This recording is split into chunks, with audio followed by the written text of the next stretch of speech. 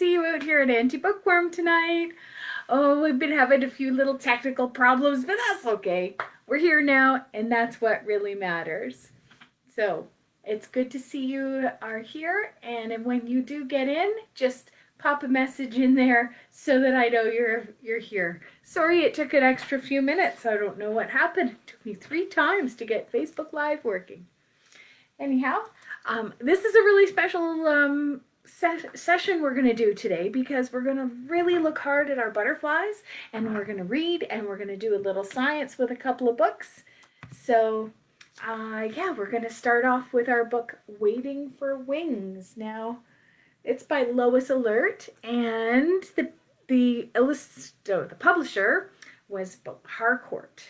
And you can see I've got a little note on here. Butterflies will soon be released. Yeah, my first butterfly that was ready, it's going to need to come out and into the world soon. Probably Friday I'm going to be releasing some butterflies. Maybe just one. We'll see whoever's ready to fly. Now, let's see. We've got them. They're being quite entertaining tonight. Maybe they're going to rest now that you're there, but can you see that one very well? Right here. There's one on the side. And then this one's really exercising its wings right now. There you go. So you're seeing the underside of the wings. Right there. Yeah. And there's actually a third one today. And we still have 2 that are in their chrysalis. The third one has made its way all the way to the top. I think maybe this was the first one that came out of its chrysalis because it was really trying to fly quite a bit today. I don't know. It's hard to see on that camera, but it's up here at the very top. I can almost touch it. But yeah, this little guy at the bottom's really getting his wings pumped out and exercising them. Cool, huh? So I think Friday is going to be the day that I'll take them outside and see if anybody's ready to fly off. If their wings are strong enough, we'll do that. Cool. Just say a quick hello, and then let's get into our books. Oh, there's Kennedy and Sam. Hi, guys. Cody and Keenan are here tonight. Xavier, great to have you back. Haven't seen you for a couple days. Awesome sauce. Okay, we're doing Waiting for Wings. I've got 2 books for you, and then I've got Born to be a Butterfly. Now, if you look at these 2 books, doesn't it look like one of them is fiction and one of them is nonfiction? Yeah, because this one has like illustrations that are painted, and this one has photographs. So right away, it makes you think, oh yeah, this is probably nonfiction because of the way she did it. Well, let's just read it. I'm sorry. It looks like it might be a fiction story. Let's see if this is fiction or nonfiction. Waiting for Wings. It's published by Harcourt. Out in the fields, eggs are hidden from view. Clinging to leaves with butterfly glue. Oh my goodness, butterflies make glue for their eggs? What a life. Soon caterpillars hatch, they creep and chew. Each one knows what it must do. There's a few caterpillars on there. Find a place where the winds don't blow. Then make a case in which to grow. Can you see that? There's one hanging here. There's a different one there. Caterpillar changes now begin. Body and wings take shape within. See inside there? Starting to look like a butterfly inside the chrysalis. When it's time, each case is torn. Wings unfold. A new butterfly is born. They pump their wings, get ready to fly. Yeah, we just saw that, didn't we? So cool. Then hungry butterflies head for the sky, looking for flowers with nectar to eat. They catch a whiff of something sweet. They follow that fragrant scent of perfume until they find our garden in bloom. We've been waiting for wings. Ooh, this is a big page. We watch them circle, land on their feet, unroll their tongues and begin to eat.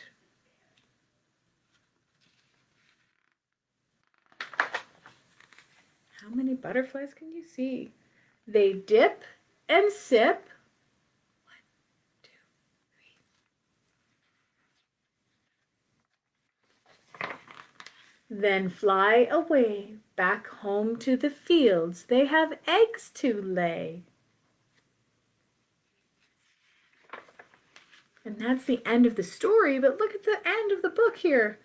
There's all kinds of butterflies that she used in this story, and she's labeled them here to tell us their name. And she even shows us what they look like on their underwings and on their top wing view. So this is the kind that we have in our on the Auntie Bookworm set right here that we were just looking at. It's called Painted Lady. It almost looks like a monarch. But let's just notice the differences in the Painted Lady and the monarch. Can you see the difference? The monarch has the white spots all the way around the top and the sides and the bottom, whereas a Painted Lady has white spots on top and black or brown spots at the bottom. And the monarch has these lines that separate the sections of the wings, and everything is either black or orange on there, whereas the Painted Lady has more has all these different shapes that are solid, not with the lines. So that makes them a little different. Another difference is that the Painted Lady comes out in the spring, and the monarch is more likely to be out in the summer because they need the milkweed. So it turns out this book, even though it was rhyming and so on, and it has paintings, it's actually a non-fiction book. Everything in here is facts that we can learn. But let's look at the other non-fiction book. Oh, I forgot to show you the flowers. There's some great ideas for flowers if you want to attract butterflies to your garden. You can plant these and encourage your family members to plant them. Like the black-eyed Susans, they grow really well in this area where we live, and so does purple coneflower. Yeah, I've also seen people have butterfly bushes and hollyhock. Oh, they're even saying here that impatiens are good for butterflies. Phlox we can grow very well in this area, and butterfly weed grows here, and marigold. Those are all ones that we see around here. Oh, and Sweet William and Cosmos. Yeah, so it would be really helpful if you could plant a butterfly garden, or at least some of the plants that butterflies like, because butterflies are really good for our whole environment, aren't they? What a gorgeous bit of artwork. Now, this one, on the other hand, Born to be a Butterfly, it's a pretty quick read. It's by D.K. Kingsley readers, that are the publishers, and Karen Wallace was the author of this one. She wrote this, and she probably had help with the photographs from quite a few people. A butterfly flits from leaf to leaf. That's our Painted Lady. On each little leaf, she lays 1 or 2 eggs, and she squeezes the eggs out of her body. And the outside of each egg is covered with a shell. A caterpillar grows inside each egg. Soon one is ready to hatch. She bites through the shell with her strong, sharp jaws, and she munches the leaves around her. The caterpillar makes a tent from the leaf. She hides from the birds who are sharp-eyed and hungry. Hundreds of caterpillars hatch alongside her. Some are unlucky. Hungry birds peck them. Furry bats snatch them, and spiders catch them. The caterpillar is hungry. She needs to grow, so she crawls from her leaf tent. She climbs up strong stems and clings to the young leaves. The caterpillar munches and crunches all the leaves she can find.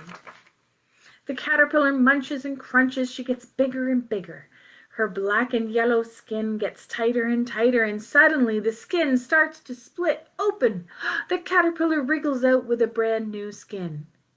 Oh my goodness. And she's even bigger than before. The caterpillar grows quickly. She sheds her skin 4 times before she's fully grown. She looks for a leaf that is strong and sturdy, and she hangs upside down. There's that J shape that you could see on our caterpillars a few days ago. The caterpillar is changing into a chrysalis. Outside, her skin turns hard to keep her safe. Inside, something amazing happens. Then one day, the chrysalis splits open. Something crawls out. And into the sunshine, it has a head and 6 legs. It has wings and a body. What can it be? Well, a brand new butterfly rests in the sunshine.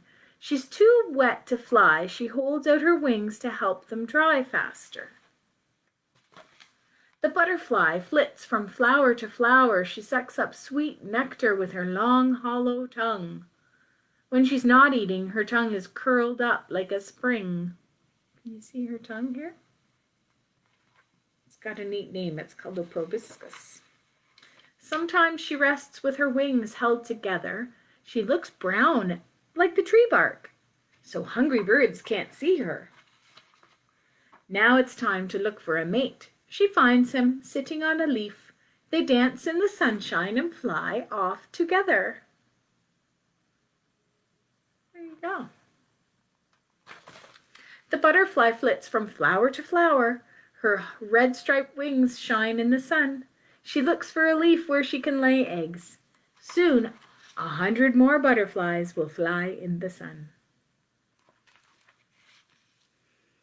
And here's some words we learned in this book. The chrysalis, where the butterfly is before it emerges. And the feelers are the little antenna type things that it uses to feel around and touch things. They have shell and skin and wings. So there you are, friends.